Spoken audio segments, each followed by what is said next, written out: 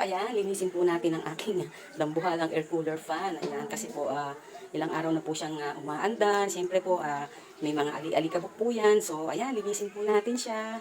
So ayan po, ipinasok ko na po sa banyo si higanting electric fan. Ayan. So ayan nga po, lilinisin na po natin siya. Ayan, sinisilipan ko lang po siya ng tubig talaga. Pero minsan po, paminsan-minsan yan po ay binubuksan ko at binabrush ko po yan sa loob. Kaya po ginaganyan ko yan para mawala po yung mga adiw-adiw, ayan, yung mga alikabok. Matagal na po ito, kaya ganyan na po yung color niya. Ano? Ayan. Mula sa gilid, ayan po, talaga nililinis ko po yan. At ayan po, yan po ay sa kabilang gilid naman. Ayan. Siritan po natin, kailangan malakas ng tubig kasi para mawala po yung mga nakasabit po na, kasi po yan po ay hangikam po ang tawag nila dyan. Ayan, yung para po sawali, pero hindi po sa sawali. Yan po dumadalo yung tubig para po maging malamig yung hangin niya. Yan, ganyan po. Napakapagod pong linisin ito, pero maganda naman po ang servisyo niya talaga. Yan. Ganyan ko po yan nililinis. Pag po sobrang dumi na, bubuksan ko na po yan. May mga tubig po yan. At yan naman po yung part ng likod. Yan. Nasisilitan po yan ng malakas na tubig para po mawala yung mga mga aliw-aliw niya, alikabok. Pag po yung basang-basa, napakalamig po niyan, parang aircon. Sulitan din namin may po yan sa loob.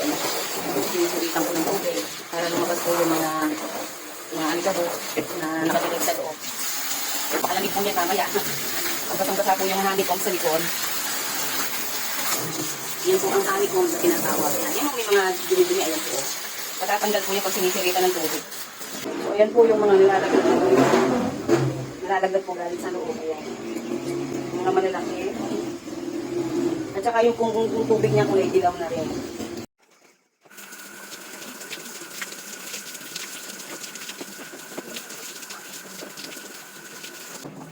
Pag nilinis ito, hindi pwede hindi ka maliligo. Talagang yung sirit ng tubig maabot sa katawan ko talaga. Lalabas ko lang po. Pwede na to. At pupunasan ko na lang itong ibabaw.